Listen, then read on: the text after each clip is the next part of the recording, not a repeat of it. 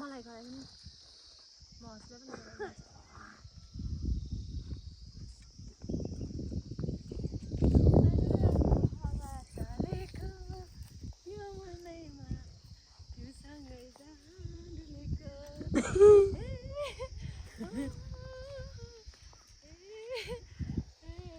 गाना गाउ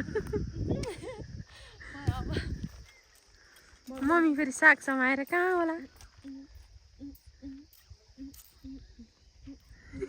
हिँड्नु जाम होइन यस्तो हिँड्दै जाम मम्मी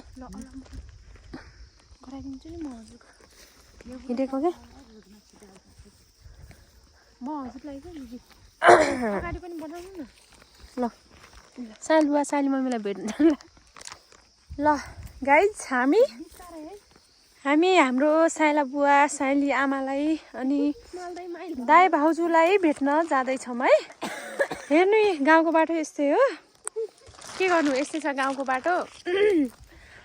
आहा गाह्रो छ हिँड्न सोचे जस्तो बाटो छैन आफै लोटेर मरेला भन्ने डर छ होइन हेर्नुहोस् यस्तै हो अब हजुरहरू त सहरिया परिहाल्नु भयो होइन हामी गाउँले जीवन यस्तै हो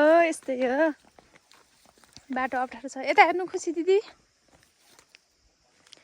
उहाँ चाहिँ मेरो दिदी खुसी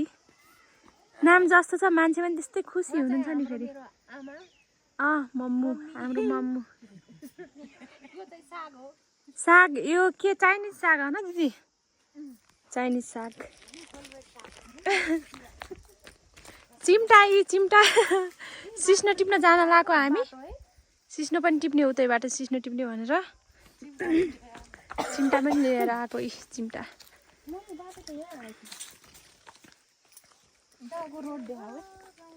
हुन्छ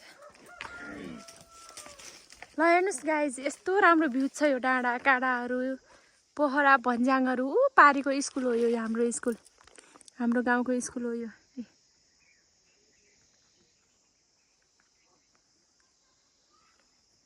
यस्तो छ बाटो राम्रोसँग हिँड्नु दिदी है अप्ठ्यारो छ 5मा यसैमा लगेछ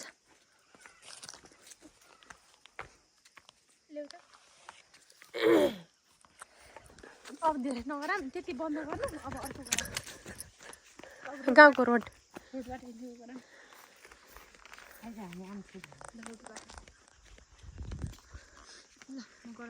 यो चाहिँ मम्मी घाम टल्क्यो क्या